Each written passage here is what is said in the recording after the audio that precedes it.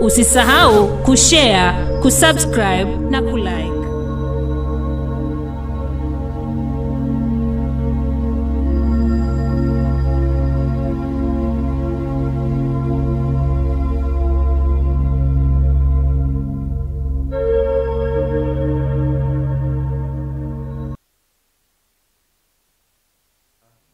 Kwa leo kufika sehemu hii na kusali pamoja kama tulivyo hivi siku ya leo ni jambo la kumshukuru Mungu. Anazidi kutujalia kufika hapa kwenye mlima huu na kutoa shukrani zetu kwa Mungu kama sehemu ambapo mapadri walifika na kuweka alama yetu ya imani, alama ya msalaba. Tulianza kufika hapa mwaka 2017. Ulikuwa ni mwaka wa mapadri katika taifa letu. Ukawa ni ufunguzi. Mada mbalimbali zimepita hapo katikati.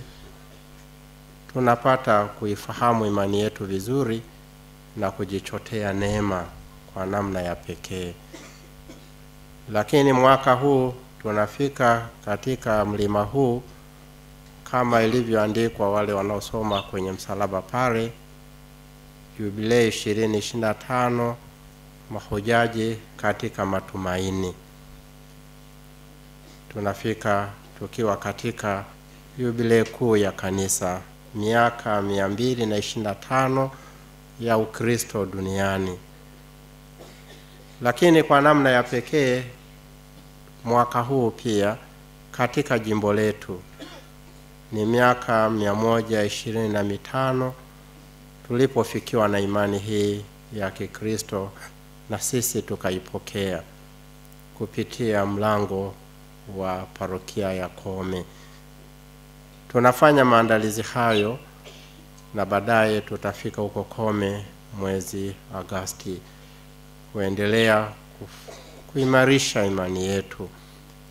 Kumbe ni wakati mwingine wa kualika tunapomaliza tukio hili tuanze kujiandaa tena kufika kule Kome, na wote tulioko hapa ingekuwa vizuri tukafika huko. Mwaka 2001 tulifika huko kwa namna ya pekee kama tunavyotarajia mwaka huu. Kumbe miaka 125 ya Ukristo katika jimbo letu na miaka 125 ya parokia ya Kome itusaidie kuwa wamoja, tusaidie kushirikiana, tusaidie kutupeleka mbele zaidi katika imani yetu. Kumbe tukiwa na nia hizo ambazo zimetajwa, ambazo sisi wenyewe tumeomba zipate kusaliwa katika siku ya leo katika tukio hili, basi tuendelee kumtumainia Mungu, tuendelee kuona mbele zaidi kwamba kwa nguvu za Kristo mwenyewe tutaweza kufika kule tunakotarajia kufika, yani katika makao ya milele mbinguni. Basi ndugu zangu, karibuni sana katika ibada hii ya misa takatifu. Ni muombe na Baba Askofu hatuongoze katika ibada hii ya misa takatifu, na sikweli tuweko katika sehemu hii na tusali kwa uchaji. Baba Askofu, karibu tuongoze kwa ibada hii. Basi ndugu zangu, pamoja na nia hizo mbili kubwa, jubilei zetu, jubilei kuu na jubilei ndani ya jimbo miaka 125 ya Injili, tukio lingine kubwa katika na la kipekee katika mwaka huu tunapofanya hija yetu, taifa letu linaelekea katika uchaguzi mkuu. Tuweke pia hiyo nia ya tatu, kuomba amani itawale, upendo utawale.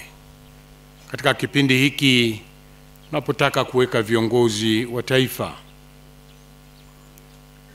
tuingie humo kweli kwa nia moja, si tu madaraka ambayo pengine ni ya mmoja, wawili, watatu, lakini maslahi mapana ya taifa. na hivi kumbe kuna haja kweli ya kulinda na kudumisha amani. Amani hiyo tunaweza kuichafua sisi, kwa sababu sisi ndio wengi wapiga kura, au tunaochagua ni wachache tu. Kwa hiyo tukiamua sisi kwamba wataingia kwa amani, watakuja kwa amani. Kumbe tumpe Mwenyezi Mungu pia nia hiyo, lakini tuelewe nia hiyo kwanza itoke ndani ya mioyo yetu. Sije kwa namdanganya Mungu tunaomba wakati tuna mipango dhalimu. Na ile ni kwetu sisi tunaohiji, lakini ni wito wangu kwa taifa zima na wote wenye mapenzi mema kuomba tuchague viongozi wetu kwa amani, waweze kutusimamia, kwa sababu sisi ndio tunaotenda. Kumbe tumkabidhi Mwenyezi Mungu nia hiyo pia, pamoja na nia zote ambazo tumeleta kwa ajili ya marehemu wetu, kwa ajili ya wagonjwa wetu, na kwa ajili ya nia zetu mbalimbali. Tuzibebe, tuunganishe na adhimisho hili na sadaka hii, na sadaka kubwa tulioitolea kwa hija, matembezi, mkesha na yote tuliofanya yawe ni mastahili kwa mastahili ya Mwenyezi Mungu, yatusaidie kupokea neema yake na kusindikiza nia zetu. Leo katika misa hii tutapokea vile vile rehema kamili. Najua tumefundishwa, tunaielewa sasa kwa miaka 9 na tumejiandaa kwa hilo.